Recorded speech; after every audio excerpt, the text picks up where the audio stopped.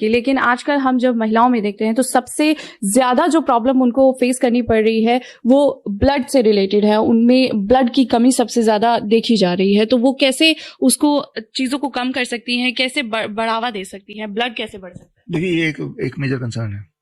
ज्यादातर बीमारियां, कोई भी बीमारी ले लो, चाहे वो कैंसर ले लो या मान लो किडनी फेलियर ले लो, तो ज्यादातर बीमारी में जो एक कॉमन सिम्टम है, हीमोग्लोबिन गिरता हुआ दिखेगा। ड्रॉप अगर हीमोग्लोबिन का लगातार हो रहा है तो वो एक कंसर्न वाली बात है, वो चिंताजनक बात है। अगर आपने ड्रॉप को रोक लिया तो मान लो आप कोई बीमारी को रोक सकते हैं। अब आता है बात कि कैसे करें इसको। जाहिर सी बात है, जो चीज महिला में होती है, हर महीने जो पीरियड्स होते हैं जो जेंट्स में नहीं होते, तो इसका मतलब है कि आपकी बॉडी का ब्लड का बनना, सही रहना, वो और ज्यादा एक इंपॉर्टेंट है और कॉम्प्लिकेटेड मैकेनिज्म है। उसको आसान कर सकते हैं, बड़ा सिंपल कर सकते हैं।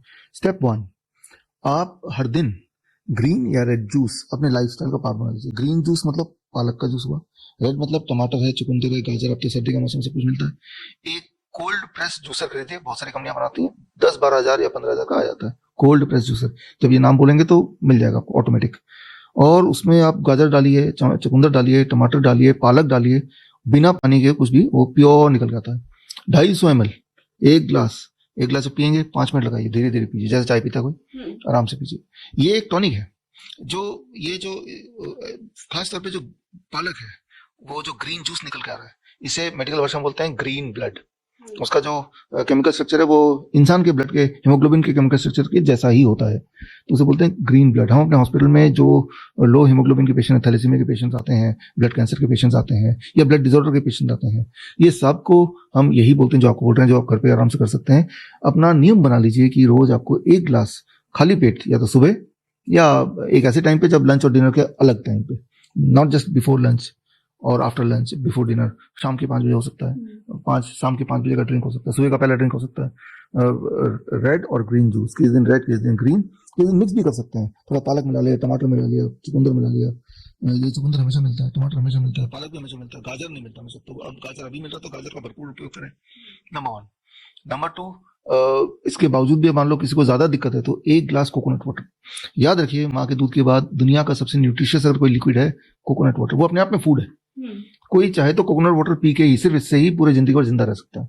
उसके अंदर कार्बोहाइड्रेट है, प्रोटीन है, सारे न्यूट्रिएंट्स हैं, जो कि कैल्शियम है, मैग्नीशियम है, सब कुछ है उसको एक ऐसी मात्रा में जो आपको प्री डाइजेस्टेड फॉर्म में है। तो आप एक आदत बना लीजिए कि मुझे रोज 1 गिलास फ्रेश नारियल पानी दिन में कभी भी पीना है। तो 2 पीने की वस्तु बता दी। तीसरी चीज, आप 15 मिनट के लिए सनलाइट एक्सपोजर, इसका कोई ऑल्टरनेट नहीं है। सनलाइट का एक्सपोजर का कोई विटामिन डी का पिल वगैरह नहीं। धूप में 15 मिनट बैठना है। मान लो जैसे बाहर से धूप आ रही है, खिड़की खोल दिया, थोड़ा सा धूप का एक हाथ में भी कहीं, पैर में भी कहीं अगर किरणें पड़ रही हैं तो पूरा बॉडी धूप सोख लेगा। 15 मिनट्स। गाड़ी चला रहे हैं, अगर रूफ है तो रूफ खोल दिया आपने, या खिड़की खोल दी, धूप आने दो, ठीक है ना। तो ये हो गया, 2 लिक्विड हो गया, धूप हो गया। एक आखिरी बात, कोशिश कीजिए कि don't eat anything after sunset. Dinner 6 बजे तक फिनिश कर लीजिए, कोशिश कीजिए। कोशिश इसलिए बोल रहा हूँ, कभी नहीं भी हो पाएगा, कोई बात नहीं, बट मोर और लेस जितना हम सनसेट के बाद खाएंगे उतनी आपकी ब्लड की दिक्कत ज्यादा बढ़ेगी। जितना सनसेट के नजदीक खाएंगे डिनर, मतलब सनसेट मान लो 6 बजे हो रहा है, 6 बजे तक डिनर फिनिश कर लिया, 7 बजे तक फिनिश कर लिया, उसके बाद कुछ नहीं खाया, पानी कभी पी सकते हैं। जितनी सारी बातें मैंने बताई, ये अगर करेंगे, ये हम अपने ब्लड कैंसर के पेशेंट को कराते हैं, थैलेसीमिया के पेशेंट को कराते हैं।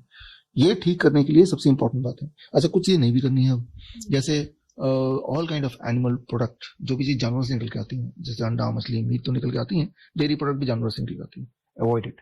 क्योंकि जो मैंने अभी बताया करने के लिए उसको काउंटर करेगा ये सारी फूड, एनिमल फूड है ना, तो एनिमल फूड को हटा दो, नंबर 1, राइट। हो सके तो refined and packed food, biscuit, bread, नमकीन, ये सब भी मिनिमाइज कर दें। कभी कभार खा रहे हैं तो अलग बात है, मिनिमाइज।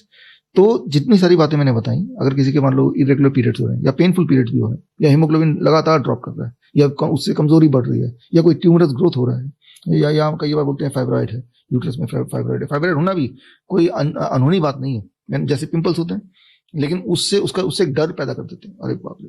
जैसे मान लो किसी किडनी में स्टोन है, स्टोन होना भी कोई या गॉल ब्लैडर में अक्सर महिलाओं में स्टोन निकल जाते हैं। कुछ स्टोन है जो एक साइज से बड़ा होता है तो पेनफुल हो जाता है, तब हमें कंसर्न होता है, अदरवाइज स्टोन आते जाते रहते हैं, उसकी चिंता करने की जरूरत नहीं। जितनी सारी बातें बताई हैं, जब आप इसको करेंगे तो अपने आप अपनी हेल्थ पटरी पे आने लगेगी। अगर तो मान लो गॉल ब्लैडर स्टोन है, स्टोन अगर आपको दिक्कत नहीं कर रहा तो कोई दिक्कत नहीं, लेकिन अगर आपको उससे पेन हो रहा है तो दिक्कत है, तो उसका साइज थोड़ा छोटा होने लगेगा। जो भी मैंने बताया वो करने से, याद रखिए, जितना हम नाइट में लेट खाते हैं, 10 बजे खाते हैं, 12 बजे, वो सारा food body is not able to absorb, not able to utilise, not able to throw out. तो क्या होता है, that get deposited as a stone, as a blockage, है ना। तो बस इतना करना है, थिंग्स विल कम।